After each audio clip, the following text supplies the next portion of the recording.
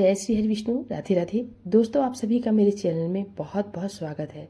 आज हम आपके लिए फिर से एक पौराणिक कथा लेकर आए हैं कि भगवान विष्णु को पत्थर का रूप क्यों लेना पड़ा और वेश्या के घर को अपना निवास क्यों बनाया। तो बहुत ही सुंदर कथा है, बहुत ही रुचिकर है। अच्छी लगे प्लीज़ लाइक, चैनल को सब्सक्राइब जरूर कीजिए। हिंदू धर्म में शालिग्राम पत्थर को विष्णु का रूप माना जाता है।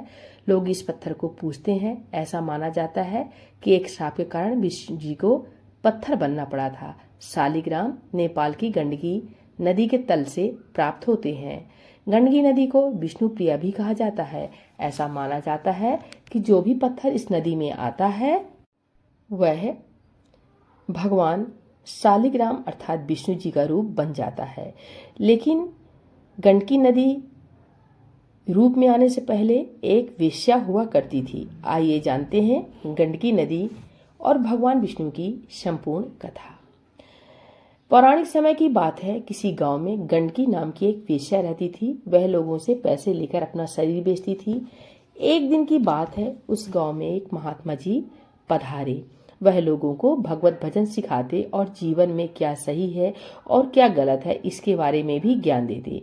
वेश्या को जब महात्मा जी के बारे में पता चला तो वह भी उनके पास आई। गंडकी नदी ने महात्मा जी से कहा, मुझे भी ज्ञान दीजिए। तब महात्मा बोले, पुत्री, ज्ञान चाहिए तो तुम्हें गलत काम छोड़ना होगा। गंडकी ने कहा, प्रभु, मैं अपना शरीर बेचना नहीं छोड़ सकती। तब महात्मा बोले, फिर तुम ऐसा करो, जो भी पुरुष तुम्हारे पास आए उसे तुम एक रात के लिए अपना पति मान लो। पति की तरह ही उस पुरुष की तुम रात भर सेवा करो। उसके बाद महात्मा से आज्ञा लेकर गंडकी अपने घर आई और फिर अगले दिन से जो कोई भी पुरुष उसके पास आता वह उसके साथ पूरी रात एक पत्नी की तरह व्यवहार करती। खुद खाने से पहले वह उस पुरुष को खाना खिलाती, उसके बाद ही स्वयं खाती। इसी तरह समय बीतता गया। एक दिन भगवान विष्णु उस वेश्या की परीक्षा लेने पुरुष के वेश में आए। गंडकी ने उनका खूब आदर सत्कार किया। उसके बाद मनुष्य रूपी विष्णु जी के साथ पत्नी जैसा व्यवहार किया। फिर दोनों सो गए।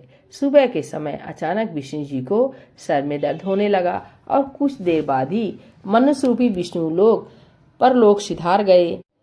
यह बात जब गांव वालों को मालूम हुआ तो वे भी सभी उसके घर आए और लाश को अर्थी पर सजाकर शमशान ले जाने लगे। यह देख गंडकी भी उन लोगों के साथ साथ शमशान की ओर चल दी। गांव वाले मन ही मन सोचने लगे, यह वेश्या शमशान क्यों जा रही है। फिर जब शमशान में चिता पर शव को रखा गया तो वह वेश्या भी चिता पर शव को गोद में लेकर बैठ गई। यह देख गांव वाले हैरान हो गए। मुखाग्नि देने के बाद चिता से आग की लपटें उठने लगी। गंडकी मन ही मन भगवान को याद कर रही थी।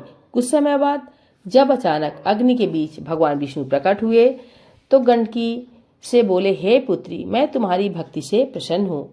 अपने सामने विष्णु जी को देखकर गंडकी रोने लगी। तब विष्णु जी ने उसे वरदान दिया, आज से तुम नदी के रूप में पृथ्वी पर वास करोगी और तुम्हें पूज्य माना जाएगा। तब गंडकी ने कहा, प्रभु, मेरी एक विनती है, जैसे आप आज चिता पर मेरी गोद में हैं उसी तरह पत्थर के रूप में इस नदी में भी वास कीजिए।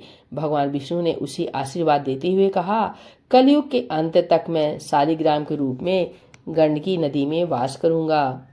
राधे राधे। दोस्तों, ये कहानी कैसी लगी? अच्छी लगी प्लीज लाइक, चैनल को सब्सक्राइब जरूर करें।